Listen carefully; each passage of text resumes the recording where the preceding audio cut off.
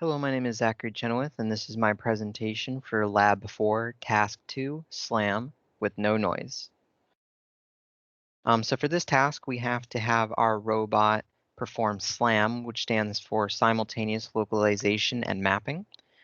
The robot is going to start out in some random grid cell facing one of the 4 cardinal directions, but we do not know which one at the beginning.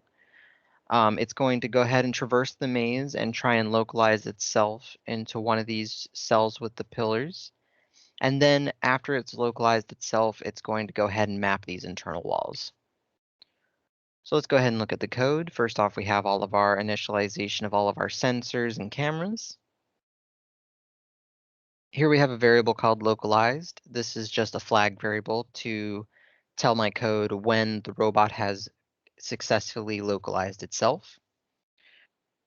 Here we have a direction. Now, because we do not know the robot's starting orientation, we're just going to go ahead and put a D here, but normally it would be N, W, E, or S, standing for north, south, east, and west, respectively. This will update later.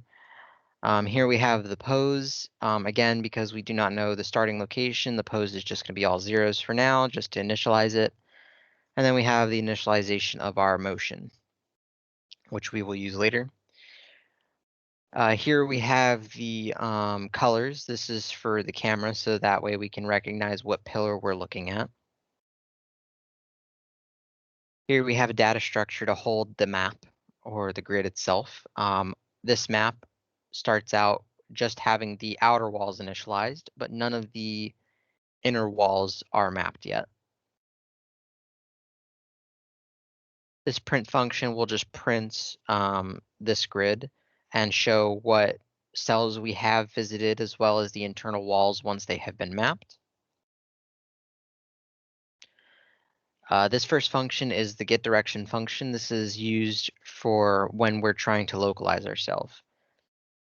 We do that by taking the IMU value and depending on the set ranges, we're going to figure out which direction we're facing and then set our direction to that, as well as the pose of the robot. Now, you might notice that these angles are slightly off from like my previous videos or any other ones. That's because when the world was given to us, the IMU values were turned about. For example, normally 180 degrees is north, 90 degrees would be east, 0 is south, and -90 was west. But all of them got shifted to the left. So 180 is actually west now. 90 would be north, 0 would be east, and -90 would be south. So instead of trying to mess with the IMU, I just fixed the direction. So now 180 is west, east is 0, so on and so forth. This function check cylinder is for when the robot is right next to one of the pillars. This will basically make the robot spin in a circle. It'll spin in a circle checking to see if the size on the image from the camera is greater than 25, which means that it's right next to the pillar. We're going to spin 360 degrees, and I used kinematics formulas to calculate the time it would take to do that. So we're using this based on time. So because I know I want to spin 360 degrees at a velocity of 1 radian per second, I use kinematics to calculate this approximate time in order to give it enough time to actually do the full 360 degrees. If the size on the image when the robot spins is greater than 25, it's going to check whatever pillar it's looking at based on those colors that I showed earlier. It's going to set our localization flag to 1, and then it's going to update the rest of the pose.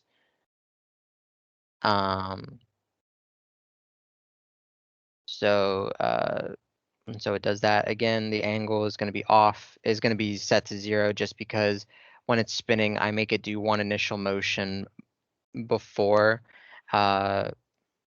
before it switches over to the mapping mode.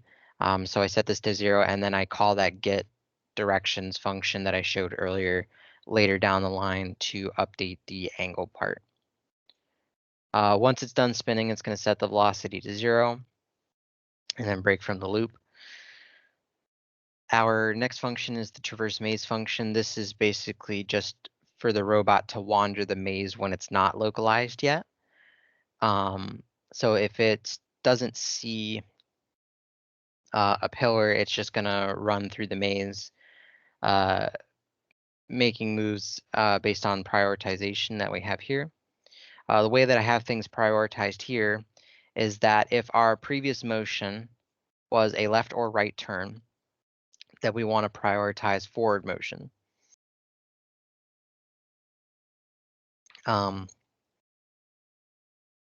So the way that I have my code set up, when I call my turn left or turn right function, which handles the turn, and I will show you those later, all it does is turn 90 degrees. It does not move forward. So we need it to prioritize forward motion if it just turns. So that's why the forward motion is prioritized first, then left turns, then right turns.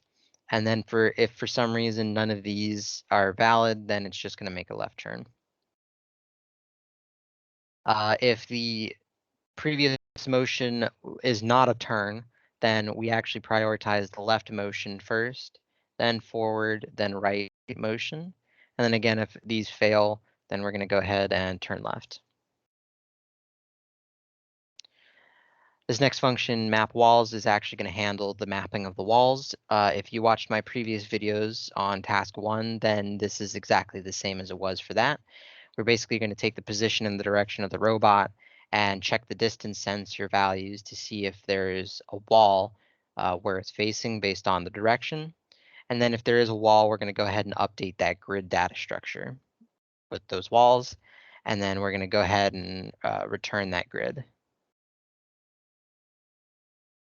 This next function, print information, just prints all the required information that we are asked to print, such as the robot's position, the distance from the walls, and the detected walls based on the absolute orientation, as well as the grid where we show the visited cells and the internal walls. This function update pose is going to update the pose of the robot based on the distance traveled and so on and so forth. So it's taking the direction, and based on the distance traveled, it's going to update the X and Y coordinates respectively. And then it's going to also update the angle of the robot. And then if the motion was forward, it's going to go ahead and update the grid cell. And then once that's done, it's going to go ahead and return the pose. This next function here is my forward function. This is going to make the robot move forward. We do that by using the position sensors. I take a starting position before we move the robot, and then as it's moving, we're going to get a distance traveled by taking the current position sensor value and the starting one that I had before and getting the distance that we have traveled. If that distance traveled is less than 10 inches, then we're going to go ahead and set the robot wheels velocity to 6.28 radians per second, which is the max velocity of this robot. And then once that distance traveled is equal to or greater than 10, then we're going to go ahead and stop the robot and break from this loop, and then return the distance traveled. The next function is the turn left function. This basically just turns the robot 90 degrees, as I mentioned before, using the IMU values. So you can see here that I have a set range for these if statements. This is just to prevent any errors in case that when the robot turns, the IMU reads like, let's say 91 degrees or 180 or 179 degrees. It's like a degree or so off. So we want to be able to capture those values just in case. That's why I have these set ranges. And then once it goes in here, it's going to loop through and it's going to keep the robot turning at 1 radian per second left until it gets within this set range of the new angle. And then once it's done turning, it's going to go ahead and update the direction and return that direction. The turn right function is exactly the same as the turn left function. The only difference is that it's turning right rather than left. So that's the same. This move function is for when the robot is in mapping mode and it has localized itself already. This basically sets the priority of motions. The priority is basically the same as the traverse maze function that I showed earlier. The only major difference is now that we know where we're at, we're gonna take into account non-visited cells. So we want to prioritize non-visited cells versus visited cells first of all. So it's going to prioritize left forward non-visited cells, then right non-visited cells, and then left visited, forward visited, and right visited, and so on and so forth. So that's the major difference for this function. And you can see all that. And then once it's done, it's going to go ahead and update the pose of the robot and then return all this information here. The next function is the check done function. This is basically just going to tell us when the robot has visited all the cells, which we're going to use to tell the robot to stop. And then finally, we're in our main loop. So here, we're going to call that check done function to check if we visited the cells. Because when we start out, we don't know where we're at. This is always going to be true. So we haven't visited all the cells yet. We're going to check if the localized flag is 0. So starting out, it will be 0. So we're going to go ahead and move into this. If the flag is 0, then we're going to get the initial direction of the robot. We're going to check if the robot sees an object in its camera. If it does see an object, we're going to go ahead and check if there is a wall in front of the robot. If there is a wall in front of the robot, we want it to spin, make a motion, and then get the new direction. Otherwise, if there is no wall in front, we're just going to have it move forward. And then once it's finished moving forward, we're going to check if there is a wall in front of it and then perform those same actions. Otherwise, if the robot does not see an object, it's just going to traverse the maze until it does see an object and moves on.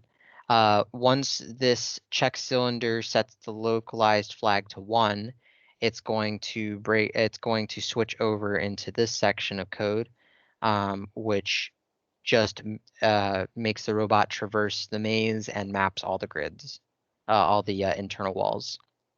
And then once it's done mapping everything, it's going to break from this loop, and then the program ends. So that's all the code. So let's go ahead and see it run. So starting out, it's going to be in cell 16 facing north. So as you can see, it sees this green pillar, so it's going to make its way over to here.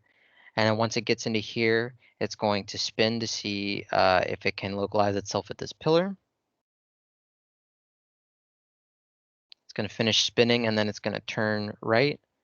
And then, as you can see, it's localized itself. So now it's switched into mapping mode, and now it's going to go through the maze and update the cells saying it's visited, as well as the internal walls.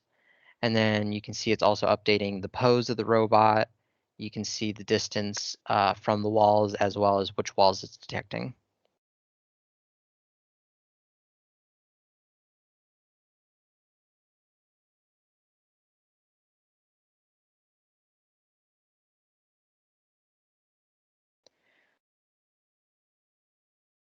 So again, as you can see, it's moving through, it's updating the internal walls as it's moving along, and it's following that priority list. So it's going to make its decisions based off of those if statements for motion. So now it's going to move up here. And then once it moves up here, it's going to go back down here and back over to here. and then end the program.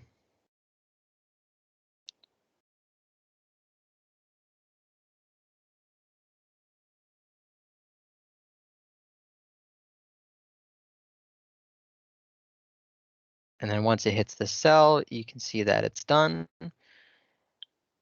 Let's go ahead and check and see if all the internal walls have been mapped. So we have the 2 walls here, the 1 wall here, and here. And then we have this U shape of walls right here. So all the internal walls have been mapped. Let's go ahead and see one more example. Let's go ahead and put it, let's say, in the cell right here, in cell 7, facing west. So now that it's here, let's go ahead and start it. So the robot's gonna traverse the maze because it doesn't see anything.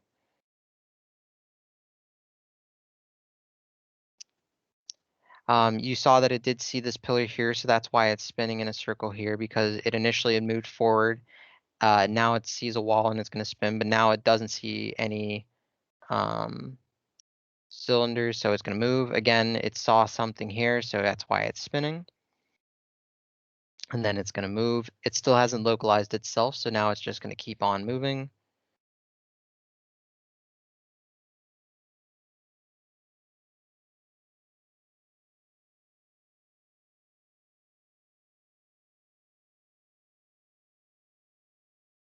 And it's gonna turn here, it's gonna see this green pillar, it's gonna move all the way to that green pillar. And then it's gonna spin.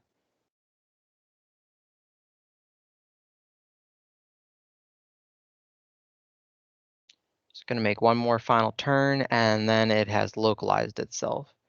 So now it's gonna be literally the exact same thing as on all the previous ones, so I'm just gonna speed it up. And you can see it's traversing the maze and then stops. So that took about 3 minutes just because it had to move around a long way. But as you can see, all the walls have been mapped successfully again. And it has updated the pose as it went through. So that's my presentation of Lab 4 Task 2, Slam Without Noise. Once again, my name is Zachary Chenoweth, and I hope you have a good day.